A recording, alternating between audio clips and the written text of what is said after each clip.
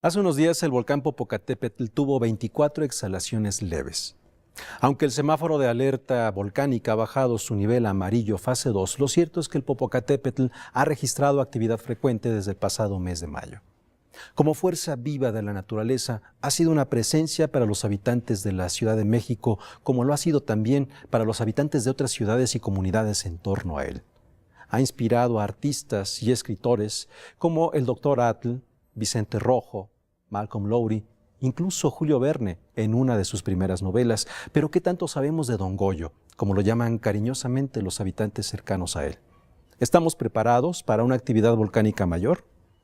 En esta ocasión, en Ángulo Crítico, conversaremos con Ricardo de la Cruz Musalen, quien es director general de Protección Civil de la Secretaría de Gobernación.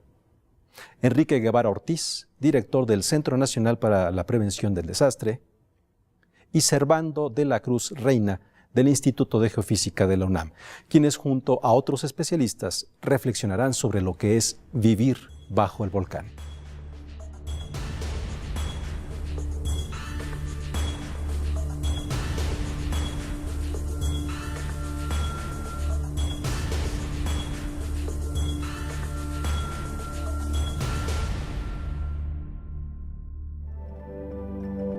En 1927, el volcán Popocatépetl entró en un sueño del que no despertó en 67 años. Durante ese tiempo, permaneció callado y parecía que las erupciones que habían durado 7 años habían tranquilizado las entrañas de Don Goyo. Sin embargo, despertó hace poco más de 18 años y desde ese entonces no ha vuelto a descansar. Es importante señalar que la erupción del volcán Popocatépetl empezó el 21 de diciembre del 94 y los volcanes tienen actividad eruptiva, de manera que esta tiene diferentes manifestaciones. La erupción de un volcán es una función de una serie de materiales que se producen a profundidad y ascienden por la corteza hasta llegar a la superficie. Esto quiere decir que en realidad el volcán Popocatépetl solo estaba tomando un descanso cuando dejó de tener una serie de erupciones en 1927. A su interior, como explican los especialistas, se estaba acumulando magma, que se ha manifestado de diferentes maneras, tal como ha sucedido este año con las exhalaciones que han mantenido al semáforo del Centro Nacional de Prevención de Desastres en amarillo. El volcán está haciendo pequeñas erupciones desde 1994 y de hecho desde 1996 se forman domos dentro del cráter. Los domos son acumulaciones de lava que es viscosa o pastosa y que se acumula, eventualmente se tapa y si viene más material de abajo, pues hace una explosión y entonces se destruye ese domo. Realmente como ustedes les dicen, exhalaciones son emisiones de ceniza y normalmente son provocadas por la pulverización de ese material que forma el domo. Como parte de una erupción que lleva casi 19 años, Don Goyo ha tenido explosiones y exhalaciones de diferentes tipos. Unas de las más grandes fueron las explosiones ocurridas de diciembre del 2000 a enero del 2001. En 2000, que fue la actividad más fuerte que hemos tenido de 2000 a enero, o sea, de diciembre de 2000 a enero 2001, fue la actividad más fuerte. Ustedes recordarán la columna que llegó a los 18 kilómetros de altitud y que produjo una cantidad importante de pómez, fundamentalmente hacia la zona de Cerdán, sobre el volcán y hacia la zona de Cerdán. Esa fue la actividad más fuerte. Y también esa misma columna hubo un colapso el colapso de la columna, no del volcán, que produjo las nubes ardientes, estos flujos piroclásticos que se mezclaron con el agua y que fluyeron hacia el lado noreste. Entonces esa es la actividad más fuerte que hemos tenido hasta ahora y los precursores a esa erupción fueron menores a los que tuvimos este año.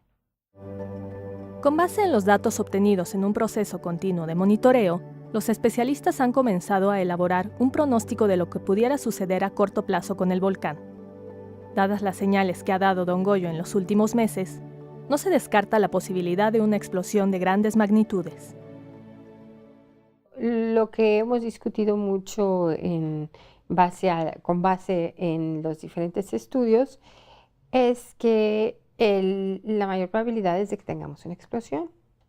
Y de hecho es lo que se ha tenido hasta ahora, ¿no?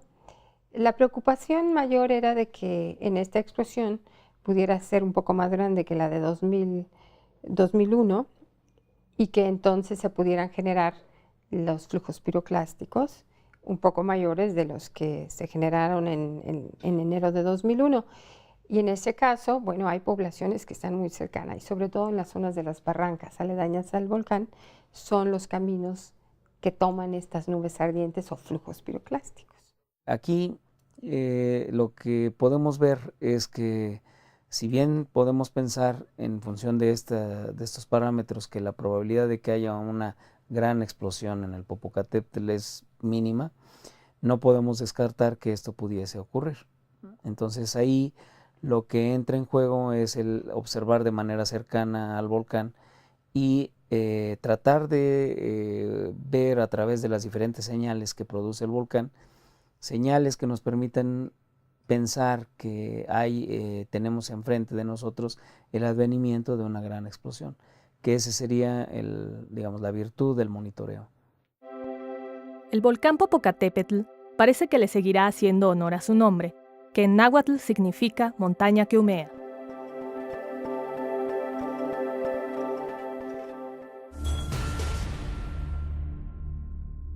Enrique Guevara Ortiz, director general del Centro Nacional de Prevención de Desastres. ¿Cuál es la situación en la que nos encontramos actualmente frente al volcán Popocatépetl? Desde inicios de año se empezó a registrar un incremento en la actividad del volcán a través de diferentes parámetros que se están monitoreando. Estos fueron evolucionando y fue cuando se determinó una recomendación del Comité Científico Asesor para elevar el nivel del semáforo a amarillo fase 3. Hay procesos internos en el volcán. El magma que se encuentra en el interior va ascendiendo por los conductos, llegan a la superficie del cráter, va formando estos domos de lava que de alguna manera van tapando y acumulando presión en el volcán hasta que es suficiente que con una explosión libera esta energía y como se ha podido observar en estos días, pues eventualmente hay expulsión de material del volcán, emisiones de columnas de ceniza y fragmentos incandescentes en las cercanías del volcán. Es así que desde el 94 a la fecha se han producido y destruido 45 domos de lava. Actualmente estamos en el domo número 45. Doctor Servando de la Cruz, investigador del Instituto de Geofísica de la Universidad Nacional Autónoma de México. ¿Qué tanto conocemos del volcán Popocatépetl? Bueno, es difícil establecer cuál es el rango de conocimiento que es posible adquirir en un momento dado del volcán. El volcán, como muchos otros problemas de las ciencias de la Tierra, está limitado, o el conocimiento del volcán está limitado por un problema inherente, que es lo que llamamos la no unicidad. ¿Qué quiere decir esto? Pues quiere decir que nosotros podemos observar manifestaciones en la superficie. Por ejemplo, microsismos que se generan en el interior del volcán los podemos detectar, podemos observar deformaciones del volcán, podemos medir los productos, emisiones del volcán, podemos determinar su composición. Sin embargo, el problema de la no unicidad se refiere a que hay muchas explicaciones posibles para esa secuencia de fenómenos. ¿Por qué? Porque no estamos viendo directamente el proceso, la fuente del proceso. La estamos viendo por métodos indirectos. ¿Cuál es el temperamento de un volcán como el Popocatépetl? Bueno, el temperamento del volcán, que podríamos definirlo en términos de un parámetro que se llama la tasa eruptiva, es relativamente baja. ¿Qué quiere decir la tasa eruptiva? Pues analizando el registro geológico y el registro histórico del volcán, esto significa buscando el trabajo que hacen muchos de los geólogos, que es buscar los depósitos de erupciones anteriores, erupciones que se han dado en el pasado, en los últimos 20, 30.000 o 40.000 años, más la investigación de la actividad histórica que ha sido descrita con mucha precisión en diversos textos. Eso es lo que nos da una medida de lo que se puede llamar el temperamento del volcán. En el caso del Popocatépetl, pues podemos decir que no es un volcán que tenga una tasa eruptiva muy alta, comparado con un volcán, por ejemplo, como el volcán de Colima. En el tiempo en el que el volcán Popocatépetl hace 1 o 2 erupciones, el volcán de Colima puede hacer 4 o 5. Está mencionando el volcán de Colima, estamos hablando del Popocatépetl, se encuentran más o menos en una misma altura a lo largo de México, porque es una zona en donde hay muchos volcanes. Así es. Esto se debe a las placas tectónicas, ¿no? La parte más externa, la cáscara del planeta, está fragmentada en grandes segmentos, que son lo que se llaman las placas tectónicas, como si fuera un mosaico. Y estas piezas del mosaico se mueven unas respecto a otras.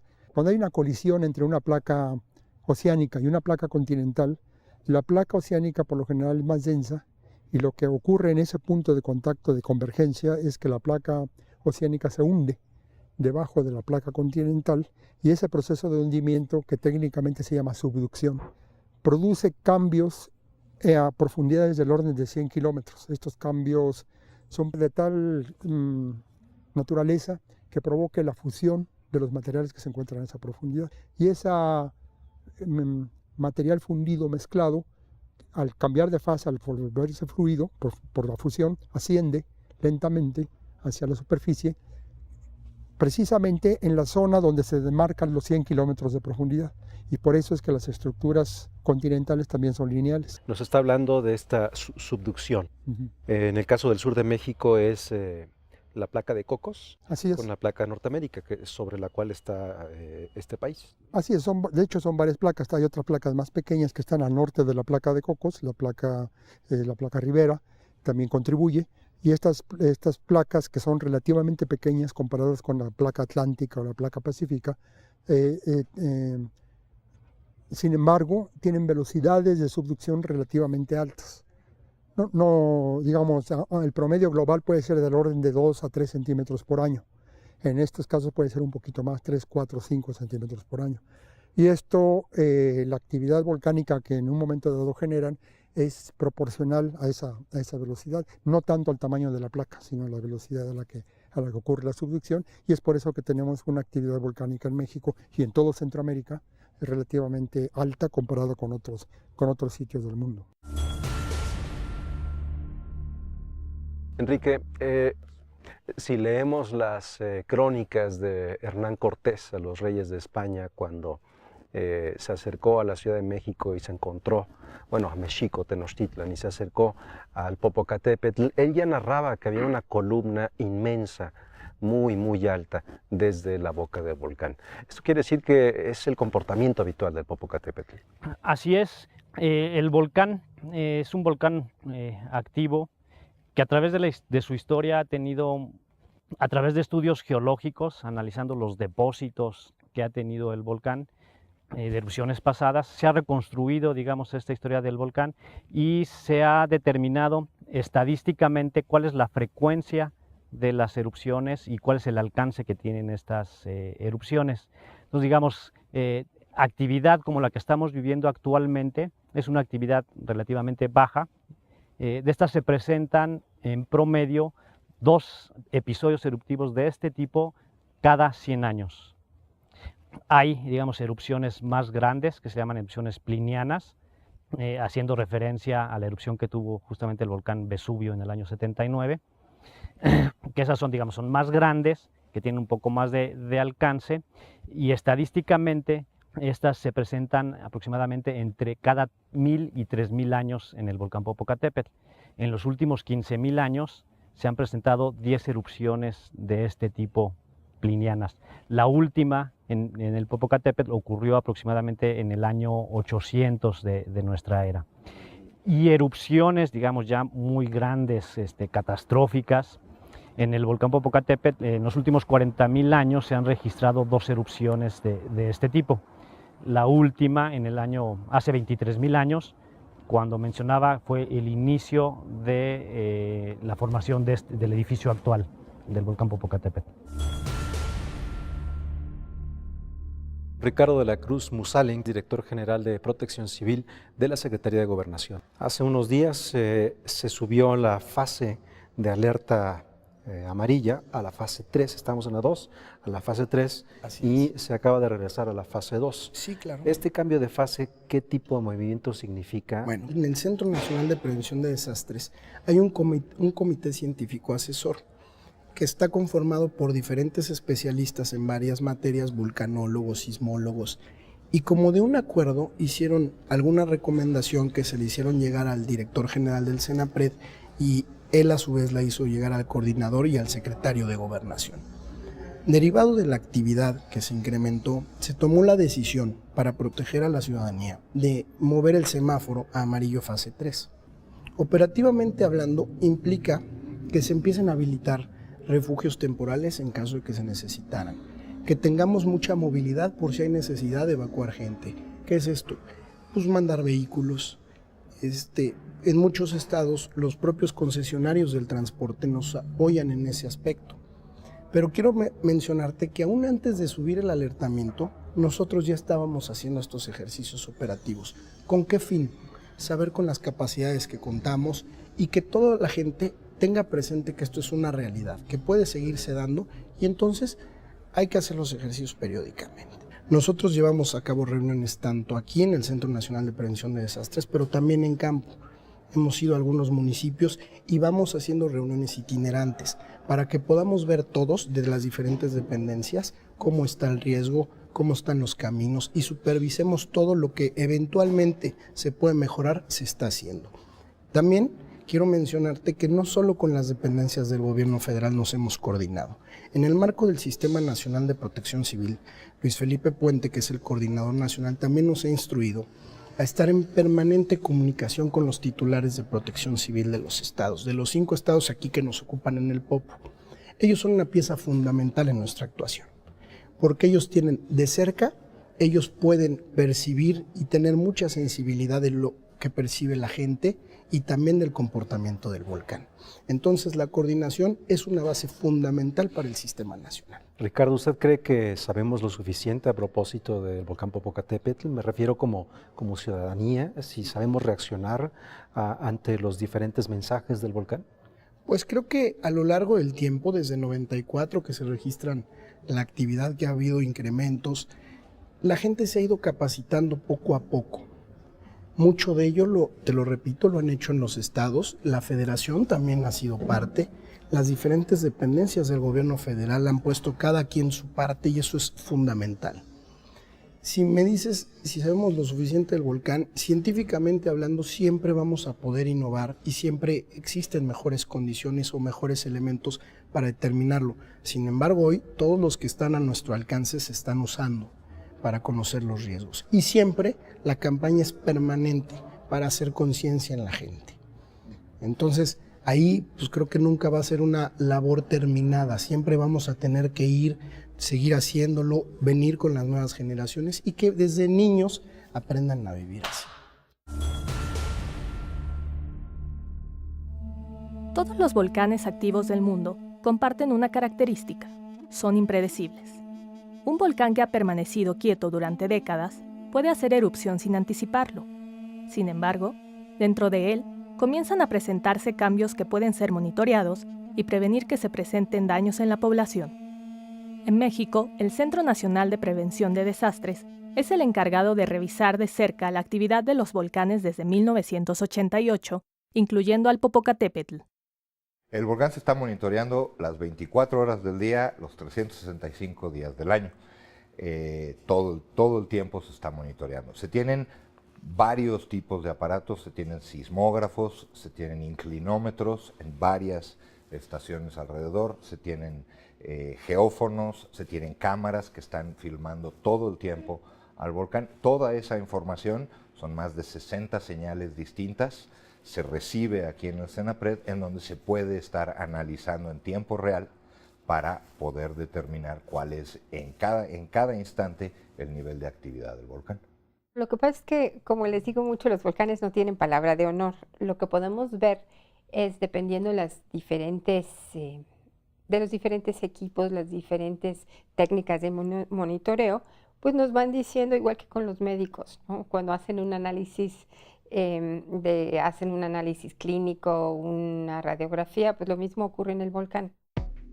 El CENAPRED, en coordinación con la Universidad Nacional Autónoma de México, la UNAM, son los encargados de alertar a las autoridades locales y federales sobre las actividades extraordinarias del Popocatépetl con base en los datos que captura con aparatos que coloca alrededor del volcán.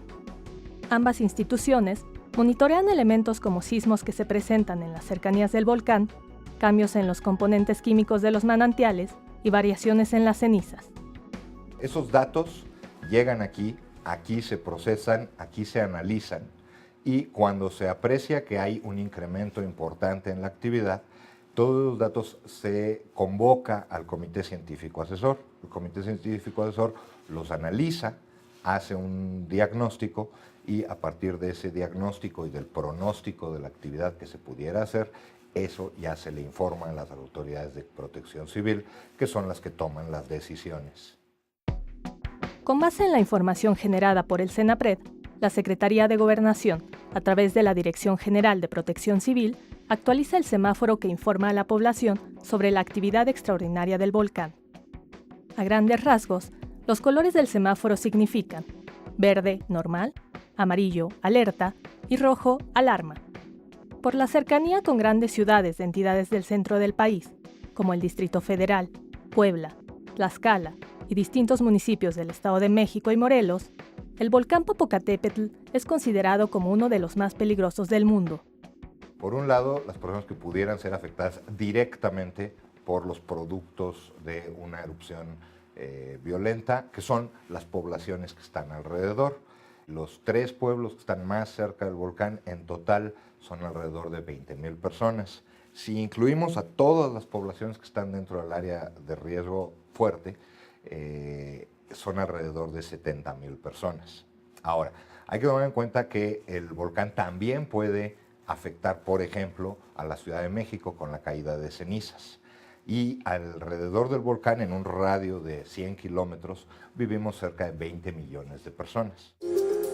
Tanto el CENAPRED como el Instituto de Geofísica de la UNAM cuentan con uno de los equipos de monitoreo más avanzados del mundo para poder estar pendientes de las actividades del Popocatépetl. Sin embargo, expertos en la materia coinciden en que es casi imposible predecir la fecha exacta en la que hará erupción un volcán, por lo que se vuelve fundamental prevenir con tiempo a la población en caso de percibir cambios en su interior.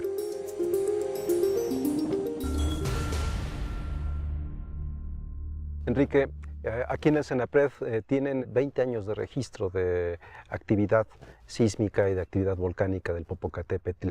¿Qué se hace con ello? Es muy importante ir conociendo el volcán. Entonces, todos esos registros a lo largo de estos 20 años de actividad nos sirven para establecer parámetros de comparación. Ya vimos en 1994 el inicio de este episodio eruptivo. Empezamos a conocer mejor el comportamiento del volcán.